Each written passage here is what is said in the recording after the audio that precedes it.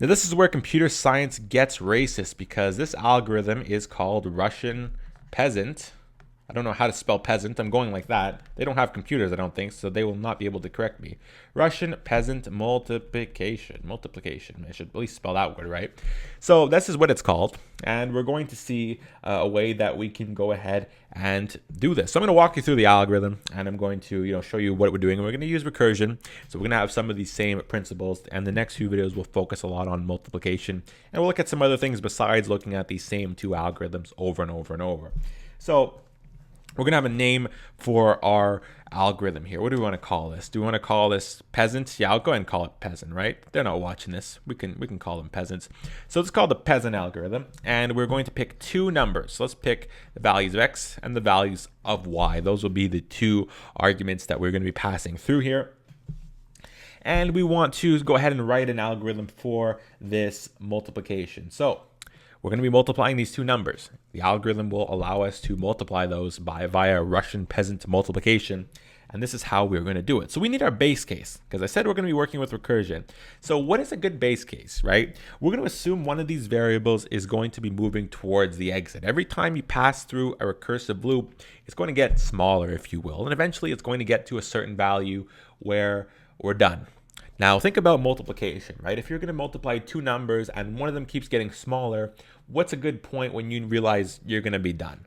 Well, if x is equal to 1, for instance, well, we'd automatically know that if x is equal to 1, then return y, right? Because if you have 1 multiplied by 6,852, well, your answer is going to be 6,852, whatever number I said. I don't even remember. So if you multiply anything by 1, you're going to get that value back. So that's a good base case for us, because x is going to keep getting smaller, and eventually, you will get to 1, and then you have your base case to finish things off right there. So that's our first thing. And now we're going to want some conditions. Now we're going to be dividing this up to odd and even. We'll start off with odd, and then we'll have one if statement over here for the evens. So if x is odd. So if we find that x is odd, return y plus, here comes a recursive call, peasant. So what parameters are we going to want to use here, right? Well, we automatically know that we want x to get smaller. We're going to want x to get smaller. So let's go ahead and divide that by 2. So we'll actually divide that by the floor, x over 2, right over there. And then what should we have as our y parameter if we're going to be doing that, right? Well, obviously we're going to want to divide that. We're going to want to multiply that y parameter by 2. So there we go. So when it is odd, we will be dividing x by 2, and then we'll be multiplying y by 2. Simple. Then we'll have our even condition. If x is even, then what do we want to return? We'll be returning, and remember we had a y over here, right? If x is even, then we'll just be returning peasant x over 2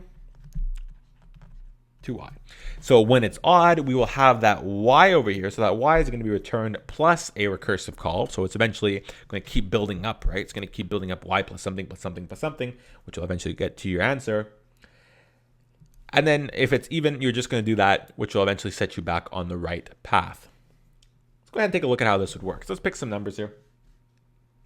Pick some numbers. This is an example that I saw in class. So we're going to use that one just because I don't want to, I'm not creative enough to come up with my own one. So here we go. 46 times 324. That's equal to 140. I'm just completely, let me write this out before I humiliate myself again. 14,904. So how exactly would this multiplication work? Like how would this whole process go through? So we are going to have on the side, we're going to see if the number is even, we'll put a 0 and we'll cross it off, and it doesn't matter. If it's a 1, it's odd, and it matters. Let's go ahead and take a look at this. So we start off with the 46 here. So we have x, then y. So first start with the 46. And then we have the 324. So what we're going to do is we're going to keep working through this until the y is just going to have our answer. And then x is just going to be 1, and then we're going to be done. Because we're going to return that y, remember. So it says that this is going to be odd. We know right now that this is even, right? So x here is even. Let's walk through this formula. We're going to walk through, is x equal to 1? No. So we tell this to go fuck itself. Is x odd? No. We tell this to go fuck itself. Is x even? Yes. X is 46. X is even, which means we're going to return this over here. We are going to double the value of y, and then we're going to half the value of x, and we're going to pass through this algorithm one more time. So essentially, this is not returning anything, right? So I want to have, I'll put another column over here. Are we going to count this at all? Is this counting anything at all? Or no, this is not going to count anything at all because it is even. So we're going to go to the next stage where we are going to halve this value. So this is halved, and we're going to double this value. So 6, 4, 8. Now we'll pass through. Are we going to do something here? Yeah, because now this is suddenly odd, right? Let's go back up to this over here. We are now not allowed in this first club, but we are allowed in this second club, where we will be returning the value of y, plus we're going to be doing another recursive call. And we're just going to look at those recursive calls right now. Let's go down. We will look at those recursive calls. So we will do another half. And remember, we are taking the floor, right? So this here, when we divide this by 2, we are not going to get a nice number, right? We're going to get 11.5. But what does it mean to take the floor of it? It means you will see this over here. Will you nicely round this up to the value of 12? Nope, there is nothing nice over here. We will just chop its head off, or chop its tail off, I guess. And you're just not going to look at the decimal point. You're just going to round down, essentially, when you're taking the ceiling or the floor or something. Was I saying ceiling before? I mean floor. I'm pretty sure I've been saying floor. I may have said ceiling once. If I did, I'll execute myself. So now we're going to go ahead and now we want to do something with this value over here. What is the corresponding value in this case? It's going to be, because you did return that value of y, right? Let's go back up. We see over here, we see that let's go back here. We've got to double this. So I got to double, where's my color? This is what, 1, 2. I don't have this one written down. So let me check. Doing this mentally here, which is not going to be a recipe for success here. Not the king of mental math. This is going awful. 9, 6. There we go.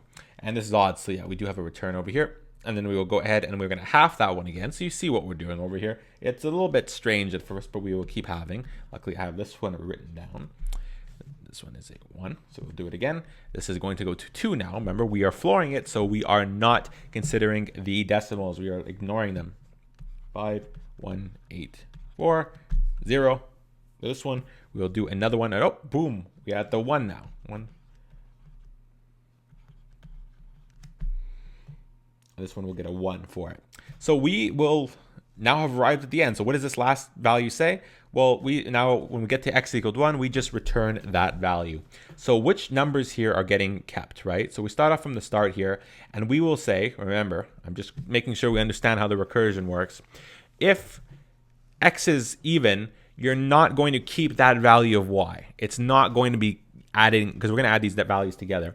You're not going to be adding it. So this one over here, ooh, get rid of it. We don't want this. Get out of my head. Get out of my head. This one over here, we're going to collect this. We're going to collect this. We're going to collect this. We're going to collect this. And we, oh, sorry. No. Nice try sneaking in there. This is a 0 value. Get out of here. Nice try. Trying to trick me. He did trick me. Fuck you. We're going to collect this. So we will be adding up these values that I've circled here. I probably should have circled them in a different color. You're good. You're good. You're good. And you're good. Everyone else can leave. These are the values we are going to keep, right? Because we had the return over here that kept a y when x is odd, and we also had a return over here which kept it when x is equal to 1, right? Well, essentially x is 1, I guess is odd. So that doesn't matter because it gets caught over here first. So it can't go down and try to repeat this process and go to 0 and then get stuck. So ignore that last part. So with all this here, now we simply add those up. So you will add all those values up. So I can rewrite them again in case you want to visualize. 648 plus 1,000, 296 plus 2,592 plus 10,368 is the value we had before. Right over there. Sum of all